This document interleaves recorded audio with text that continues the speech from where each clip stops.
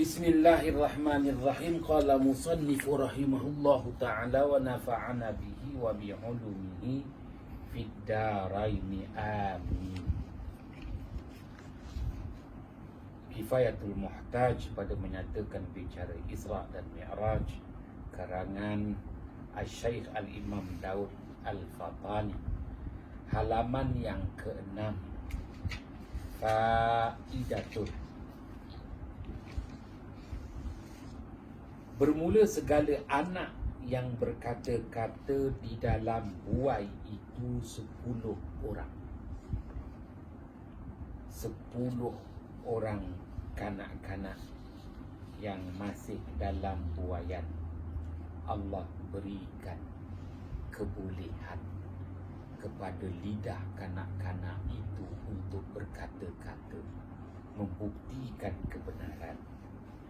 Seperti yang tersebut dalam nazam yang dinazamkan oleh Jalalul Sayuti, Al-Syaikh Al-Imam Jalaluddin As-Suyuti rahimahullahu ta'ala, dengan kata syairnya, takallama fil mahdin Nabi Muhammad wa Yahya wa Isa wal Khalil wal Maryam wa makri Juraiji summa syahidi Yusuf wa tiflul lazil ukhdudi birwihi riwayahi Muslim wa ma syita fi ahdi fir'auni tifluha wa fi zamanil hadil mubarak yukhtar. Berkata di dalam buai itu Nabi Muhammad sallallahu alaihi wasallam dan Nabi Yahya dan Nabi Isa dan Nabi Ibrahim Al-Khalil dan Siti Maryam, dan yang melepaskan bagi Juraij, bayi yang tak disebut namanya, tetapi bayi ini yang melepaskan bagi seorang lelaki yang namanya Juraij, akan ditegangkan nanti. Kemudian bagi yang menaik saksi bagi Yusuf, bayi dalam buaian, berkata-kata menjadi saksi kepada junjungan mulia baginda Yusuf alaihi salam yang dituduh. Dan kanak-kanak pada Ukhdud, yakni anak yang menyuruh akan ibunya menjatuhkan dirinya di dalam lubang di dalamnya api. Kanak-kanak dalam Ukhdud, Ukhdud tu maknanya lubang. Lubang yang dibuat parit, diletakkan api. Di dalamnya api yang sangat nyala, yang diriwayat pada kitab hadis riwayat Imam Muslim. Dan Masyitah termasuklah anak bayi pada usia bayi kepada perempuan yang tugasnya, kerjanya menyisir rambut anak perempuan Fir'aun pada zaman Fir'aun. Anaknya Masyitah tu. Dan pada zaman Nabi yang hadi Muhammad sallallahu alaihi wasallam, namanya Mubarak, ada seorang lagi kanak-kanak yang nanti diceritakan kepada kita. Kanak-kanak itu apabila Rasulullah bertanya, dia menjawab segala pertanyaan Rasulullah sallallahu alaihi wasallam. Sungguh menakjubkan. Dia baru berapa bulan usianya dapat menjawab pertanyaan baginda Muhammad sallallahu alaihi wasallam yang namanya Mubarak, yang menyempurnakan 10 orang. Cukuplah 10 orang. Baik, akan diceritakan satu persatu. Maka kisah Nabi sallallahu alaihi wasallam itu tatkala keluar daripada perut ibunya bersin ia junjungan mulia baginda Muhammad sallallahu alaihi wasallam. Bayi yang lain keluar daripada perut ibu menangis. Baginda Muhammad sallallahu alaihi wasallam keluar daripada perut ibu bersin. Kenapa bayi menangis? Ada dua riwayat. Riwayat yang pertama, sebaik sahaja bayi itu dilahirkan, bayi itu diganggu oleh syaitan. Menangislah bayi tersebut. Kerana syaitan berusaha nak menyesatkan sejak daripada awal kelahiran. Riwayat yang kedua ada menyatakan bahawa bayi tak ingin dilahirkan kerana bayi sudah cukup selesa berada dalam kandungan perut ibunya. Dia dah selesa dalam perut ibunya, maka dia tak nak apabila dia dilahirkan nanti hilang keselesaan. Pun begitu apabila bayi sudah dewasa, maka dia takkan hendak kembali dalam perut ibunya kerana mengetahui bahawa kehidupan di muka bumi jauh lebih selesa daripada perut ibu. Begitu juga apabila roh nak dipisahkan daripada jasad, sememangnya ialah roh pun tak nak dipisahkan daripada jasad. Kenapa? Kerana nak dipindahkan ke alam barzah. Jadi dah selesa dekat dunia. Dunia ni dah selesa. Dunia ni dah macam-macam ada. Cuma ada gangguan coronavirus saja. Dah cukup selesa hidup di dunia. Tiba-tiba nak dipisahkan pula roh daripada jasad. Siapa nak?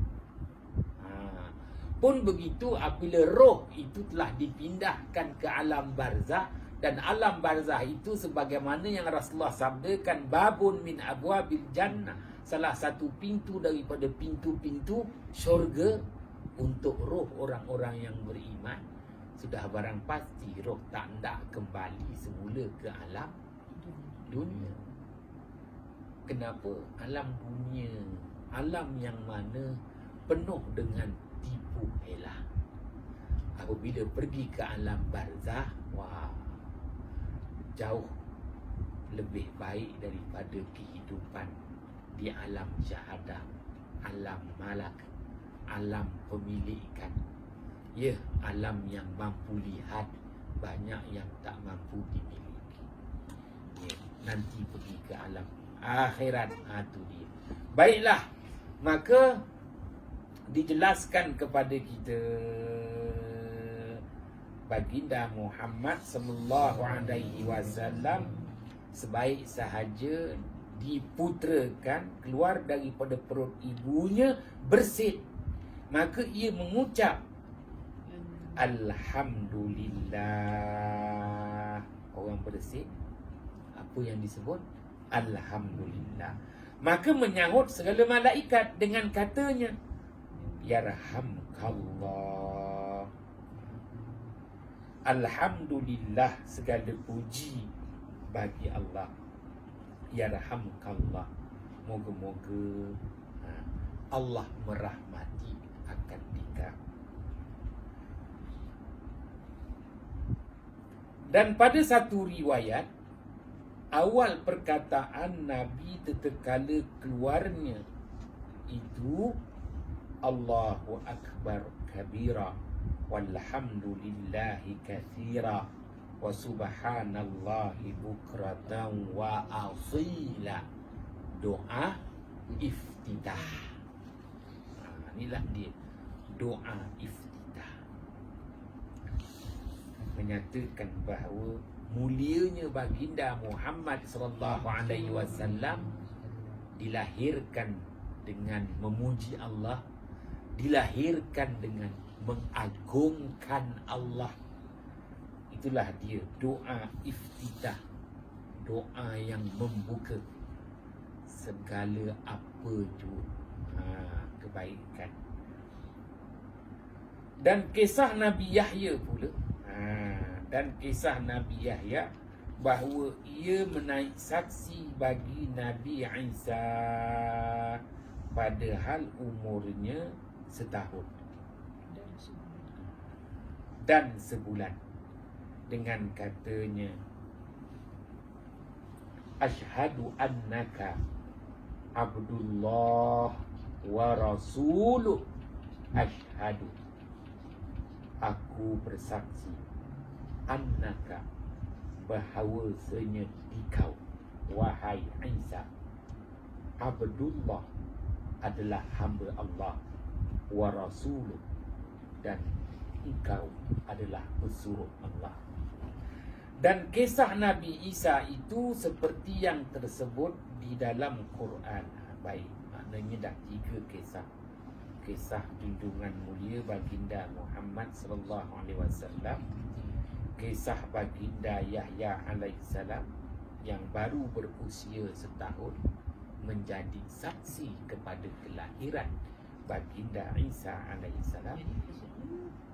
Nabi Isa dengan Nabi Yahya tu umurnya beza setahun lah. Beza setahun.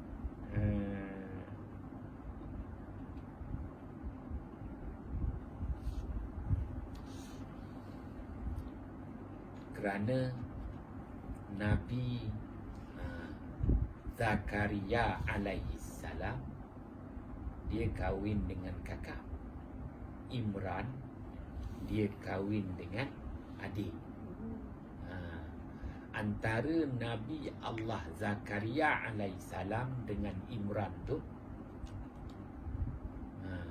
Nabi Zakaria kan lambat dapat. ya, Nabi Allah Zakaria, ya.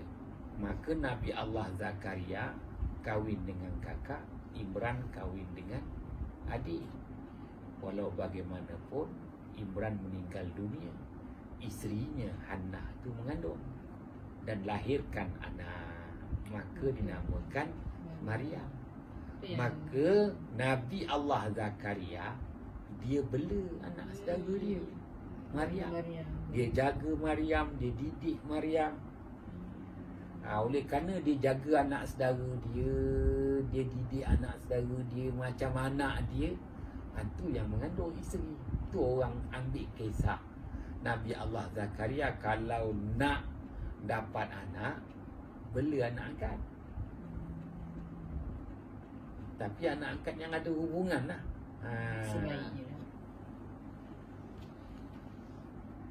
Maka setahun selepas kelahiran baginda Yahya alaihissalam, lahirlah pula daripada perut Maryam junjungan mulia baginda Isa alaihissalam.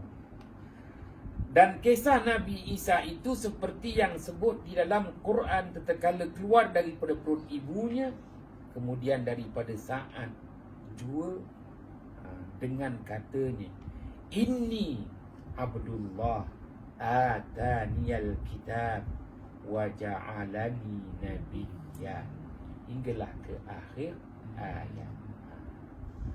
Dan kisah Nabi Ibrahim pula, tatkala keluar ia daripada perut ibunya, bangun berdiri ia atas 2 kakinya. Hari kelahiran itulah baginda Ibrahim alaihissalam dah boleh berdiri. Berkata baginda Ibrahim alaihissalam yang berdiri sebaik sahaja dilahirkan, la ilaha illallah wahdahu la syarikalah, lahul mulku wa lahul hamdu alladhi hadana. Maka sampai suaranya pada segala bumi dan mendengar segala binatang. Itu kelebihan yang Allah berikan kepada junjungan mulia baginda Ibrahim alaihissalam. Baik. Dan kisah Siti Maryam pula itu seperti yang tersebut dalam Quran dengan katanya menjawab bagi pertanyaan Nabi Zakaria, bapa saudara yang membelanya, dengan kata, dari mana buah kayu yang bukan musim? Baginda Allah Zakaria. Baginda Zakaria alaihissalam terkejut apabila Baginda Zakaria alaihissalam mengajar Siti Maryam, mendidik Siti Maryam di mihrab. Tiba-tiba didapati di mihrab itu ada buah-buahan. Hairan, sungguh hairan. Buah tu berlawanan musim pula. Kalau pada waktu tu musim sejuk, di mihrab tu tempat Maryam mentelaah pelajaran, di situ ada buah-buah kayu, maknanya buah-buahan yang musim sejuk. Kalau musim tu musim panas, ada pula buah-buahan musim sejuk. Yang bukan musimnya tu. Kalau musim tu musim panas, di mihrab tu ada buah-buahan musim sejuk. Kalau musim tu ketika tu musim sejuk, ada buah-buahan musim panas. Itulah yang Baginda Zakaria alaihissalam tanya. Datang dari mana? Sekarang sama juga. Sekarang ini tu saya berlaku lagi. Dah tak berlaku mana Nabi Allah Zakaria dah tak ada. Maryam dah tak ada. Yang ada Nazib aja.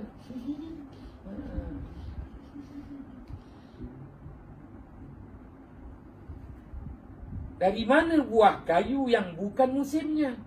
Maka jawab Siti Maryam, padahal umurnya tengah 2 tahun, dengan katanya, huwa min indillah, sebagaimana yang Allah firmankan, huwa min indillah, innallaha yarzuqu man yasha'u bighairi hisab. Buah-buahan itu dari Allah Subhanahu wa ta'ala itu, bahwasanya Allah Subhanahu wa ta'ala memberi rezeki kepada siapa sahaja yang Allah kehendaki, dengan ketiadaan terhingga.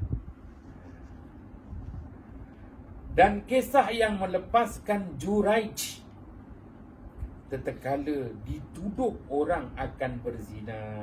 Juraij ini seorang yang kuat beribadah. Walau bagaimanapun, Juraij ini ada mengkecilkan hati ibunya. Jadi ibunya berdoa kepada Allah agar diberikan hidayah kepada Juraij ini, yang telah orang kata mengecilkan hati ibunya. Maka Allah perkenankan doa si ibu. Oleh itu Juraij diuji dengan dituduh melakukan perzinahan yang mengakibatkan seorang wanita mengandung. Maka apabila dibawa ke pengadilan, siapa yang nak menjadi saksi kepada Juraij? Sekali lagi ibundanya itu sedar bahawa doanya Allah perkenankan, Allah uji anaknya. Dan kali ini ibunda Juraij berdoa kepada Allah, moga-moga Juraij itu, anaknya itu, dilepaskan daripada tuduhan zina. Maka ada bayi yang berkata-kata menyatakan bahawa bayi siapa? Dalam perut, bayi dalam perut perempuan tu yang mengaku siapa, angkara siapa, bukan Juraij. Ni maknanya bayi. Dan anak ini, ia empunya anak. Maka bertanya Juraij itu akan kanak-kanak itu. Maka sahut ia, aku anak si Anu, gembala kambing. Inilah istimewanya. Ini antara kisah. Dan kisah Syahid Yusuf yang menjadi saksi kepada Yusuf. Siapa pula? Sebagaimana Juraij yang menjadi saksi kepadanya bayi dalam perut ibu. kali ini syahid ini juga merupakan bayi yang berada dalam buaian. Ada menyatakan bayi dalam buaian ini adalah sepupu kepada Zulaikha.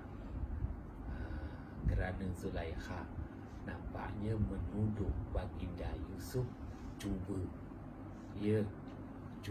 nak menggodanya. Maka baginda Yusuf akan didakwa dan akan dihukum. Pun begitu, siapa yang nak jadi saksi kepada baginda Yusuf alaihissalam, bayi dalam buai itu namanya syahid, menjadi saksi kepada baginda Yusuf. Bayi itu yang bercakap, siapa sebenarnya yang bersalah. Dan kisah syahid Yusuf itu seperti yang tersebut dalam Quran dengan firman-Nya, in kana qamisuhu qudda min dubur. Kena buka ayat 26 surah Yusuf.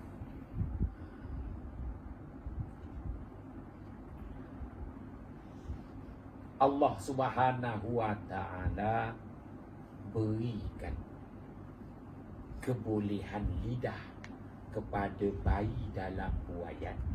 Bayi itu menyebut ingkana, sekiranya qamisuhu, bajunya, kudda, koyak, min duburi, di sebelah belakang. Kena tengok baju Yusuf alaihi salam ni koyak di mana. Kalau baju baginda Yusuf itu koyak di hadapan, itu angkara baginda Yusuf. Tapi kalau baju baginda Yusuf alaihissalam itu koyak di belakang, itu angkara Zulaikha. In kana qamisuhu qudda min duburi. Maka ayat selepasnya itu menyatakan bahawa yang koyak itu adalah di bahagian belakang. Oleh itu baginda Yusuf alaihissalam tak bersalah. Bayangkan, bayi yang beritahu, maka malulah raja ketika itu, iaitu Aziz. Aziz tu bahasa Arab, bahasa Melayunya raja Mesir ketika itu. Maka dia tahu sebenarnya yang menggoda adalah isterinya, bukan baginda Yusuf alaihissalam. Hinggalah ke akhir ayat. Dan kisah Tiflun Ukhdud, kanak-kanak yang berkata-kata ketika berada di lubang yang letakkan api. Lubang api ni diparit, dibuat parit. Ni yang anak bersyukur. bukan. Ini bukan. Dan kisah Tiflun, kanak-kanak Ukhdud. Ukhdud tu kita kata parit dalam lubang diletakkan api. Adalah seorang raja yang zalim. Ia menyala-nyalakan api di dalam lubang yang besar, memasukkan segala manusia yang tiada mengikut agamanya, kufur itu, ke dalam api itu. Maka ada satu perempuan, ada baginya anak kecil, umurnya 7 bulan. Padahal benci ia akan dijatuhkan ke dalam api itu. Maka berkata anak itu, hai ibuku, jangan engkau terkejut, maka bahawasanya engkau atas jalan yang betul. Wah, bayi menyatakan kebenaran. Malu raja apabila maknanya si bayi itu menyatakan kebenaran. Dan kisah anak Masyitah, barulah kisah anak Masyitah itu. Dan kisah anak Masyitah itu telah terdahulu sebutnya, sebagaimana telah diceritakan. Nak cukupkan. Dan akhir sekali yang ke-10, dan kisah Mubarak itu, iaitu bahawasanya satu perempuan datang kepada Nabi Muhammad sallallahu alaihi wasallam dengan satu anaknya yang kecil. Maka mengambil Nabi sallallahu alaihi wasallam akan anaknya, anak perempuan ini, didudukkan pada riba baginda Muhammad sallallahu alaihi wasallam. Maka bersabda Nabi sallallahu alaihi wasallam dengan sabdanya, "Hai ghulam, hai kanak-kanak, siapa aku ini?" Maka sembah ghulam, kanak-kanak itu, dengan katanya, "Engkaulah Rasulullah yang sebenarnya. Maka dapat kemenangan bagi mereka yang mengikut akan dikau, dan binasa bagi mereka yang menyalahi akan dikau." Maka dinamakan dia, Rasulullah namakan anak itu Mubarak Yamamah. Wallahu a'lam bis-saddad. Moga-moga Allah Subhanahu wa taala memberikan kebaikan. Ya. Ini semua kita sebut dalam istilah, maknanya perkara yang mencarikan adat.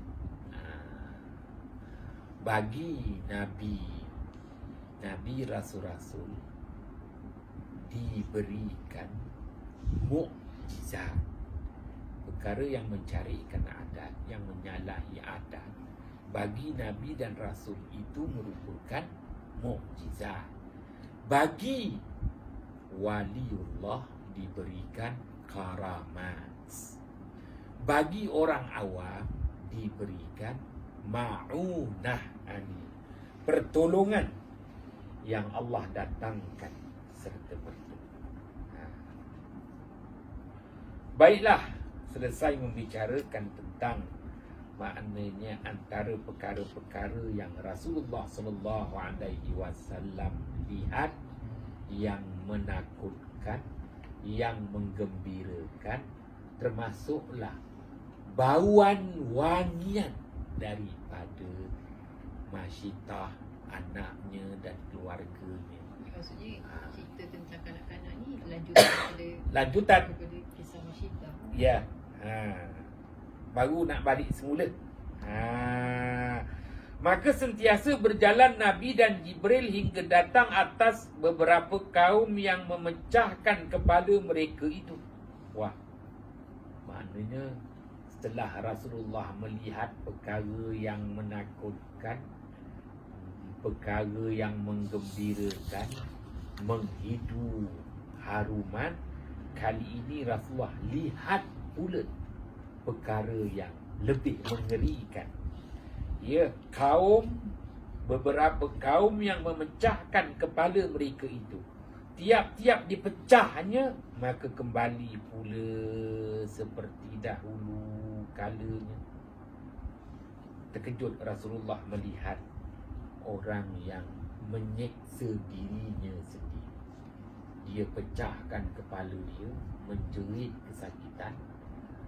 Ya, kemudian kepalanya kulit sedia kala, dan dia seksakan lagi diri dia, berulang-ulang menyeksakan diri dia.